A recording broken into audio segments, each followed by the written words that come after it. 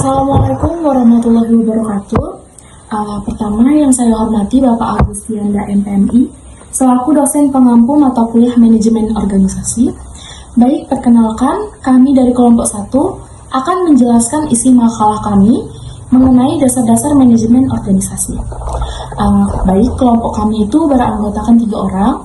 Yang pertama ada Mutiara Hayati Lumban Batu, yang kedua ada Dinya Ramadhani, dan yang ketiga ada Adita Rizky Sibarani. Baik, langsung saja tanpa berlama-lama, saya selaku pemateri pertama akan menjelaskan mengenai pengertian manajemen dan organisasi. Baik, manajemen dan organisasi ini merupakan dua konsep yang tidak dapat dipisahkan satu sama lainnya. Organisasi itu sebagai wadah kerjasama yang memerlukan manajemen sebagai sistem pengelolaan agar tujuan yang telah ditetapkan dapat terjalankan secara efektif dan efisien. Sebaliknya juga, manajemen itu tanpa adanya organisasi tidak memiliki ruang untuk diterapkan. Istilah manajemen ini mengacu pada kata to manage, yang berarti mengatur, mengurus, atau mengelola. Manajemen berasal dari bahasa Latin, manus yang berarti tangan, dan agere yang berarti melakukan. Dari penggabungan istilah ini, muncul kata manager dalam bahasa Itali yang berarti menangani atau mengendalikan.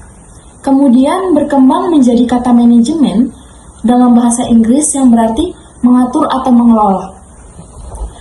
Selanjutnya, manajemen ini adalah mengurus, mengatur, membina, memimpin agar tujuan dari usaha dapat terwujud sesuai dengan yang diinginkan. Manajemen ini juga sebuah seni mengatur, membimbing, memimpin, dan memanfaatkan SDM dan sumber lainnya untuk mencapai tujuan yang telah ditetapkan.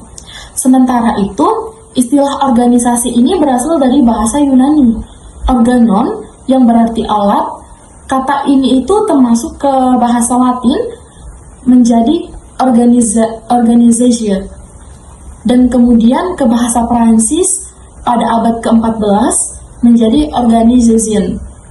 Organisasi ini dapat didefinisikan sebagai satu kesatuan entitas sosial yang dikoordinasikan secara sadar, diikuti pembatas-pembatasan yang secara relatif berkesinambungan dengan mengidentifikasikan rambu-rambunya secara jelas serta senantiasa berupaya meraih pencapaian tujuan atau sekumpulan tujuannya secara bersama-sama.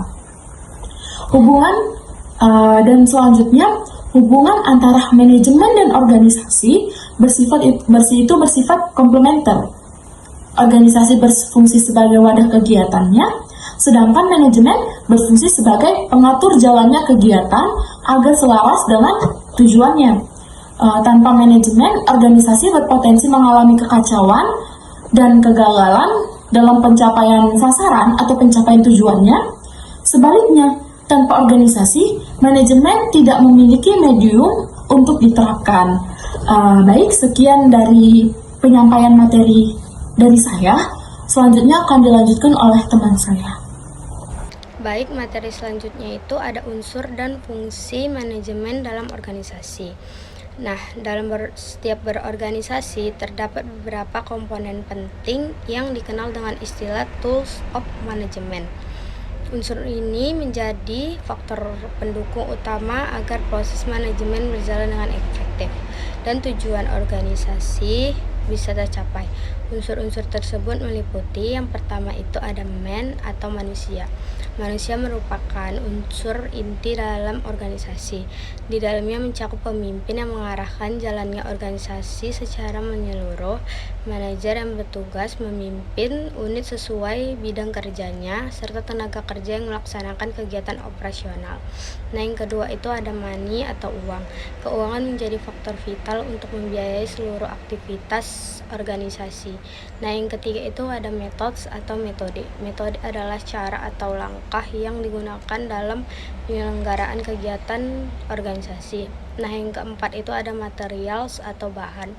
Bahan atau materials adalah segala sesuatu yang dibentuk untuk mendukung proses kerja dalam organisasi. Nah, yang kelima itu ada machines atau mesin atau peralatan.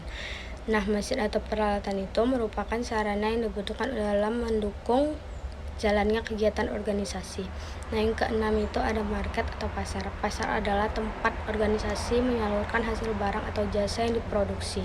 Nah, fungsi utamanya yaitu ada perencanaan, perorganisasian, pemimpinan, dan pengendalian. Baik, materi selanjutnya akan dilanjutkan oleh pemateri ketiga.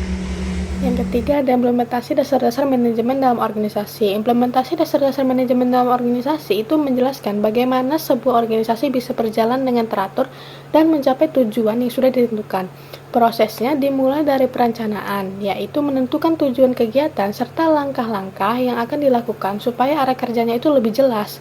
Setelah itu dilakukan pengorganisasian dengan cara membagi tugas dan tanggung jawab kepada setiap anggota agar kerjanya lebih rapi dan tidak tumpang tindih. Selanjutnya ada kepemimpinan. Kepemimpinan berperan penting dalam memberi arahan, motivasi, dan menjaga kerjasama antar anggota supaya tetap kompak. Dan yang terakhir ada pengawasan. Pengawasan sendiri itu dilakukan untuk memastikan seluruh kegiatan berjalan sesuai dengan rencana. Dan jika ada masalah, bisa langsung segera diperbaiki.